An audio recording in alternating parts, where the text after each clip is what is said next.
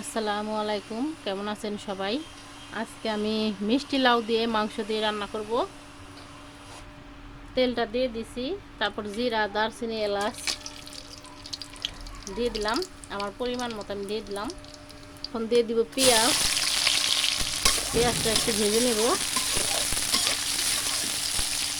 একটু বাদামি কালার হয়ে গেলে তখন পানি দিয়ে দিব। তো ভেজে নিচ্ছি।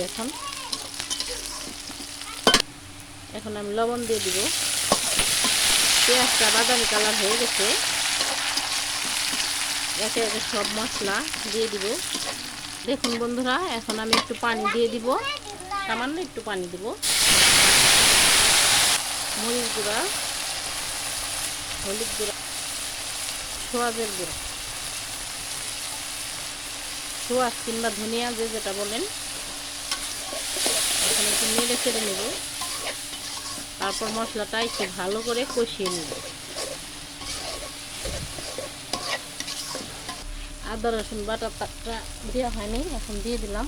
দিয়ে আমি আরেকটু পানি দেব, দিয়ে মশলাটা ভালো করে কষিয়ে নেব।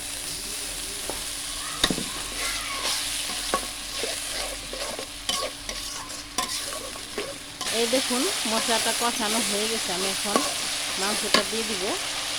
ব্রয়লার মুরগির মাংস দিয়ে মিষ্টি লাউ দিয়ে রান্না করলে কিন্তু খুবই ভালো লাগে। যারা খাননি একবার হলেও খেয়ে দেখবেন।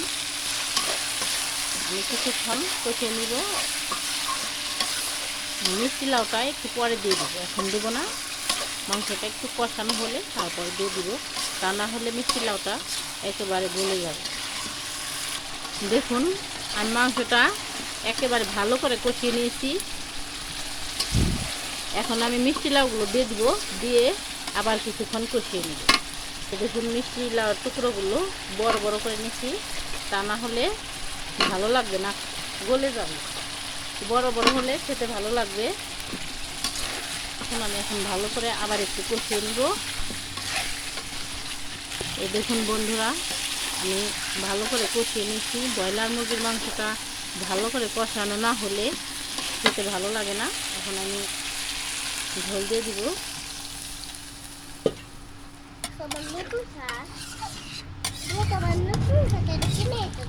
এখন আমি আবার ঢাকনা দিয়ে ঢেকে কিছুক্ষণ রান্না করে নিব।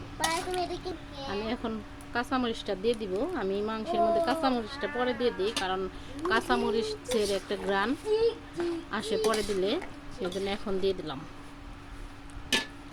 এই তো আমার মিষ্টি লাউ দিয়ে ব্রয়লার মুরগির মাংস রান্না হয়ে গেছে। আমি এখন জিরা গুঁড়ো দিয়ে দিচ্ছি।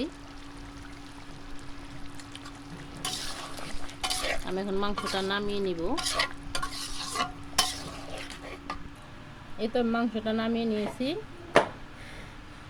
যারা খাননি একবার হলেও খাবেন এবং কমেন্টে জানাবেন কেমন লাগলো। ভালো থাকবেন সবাই।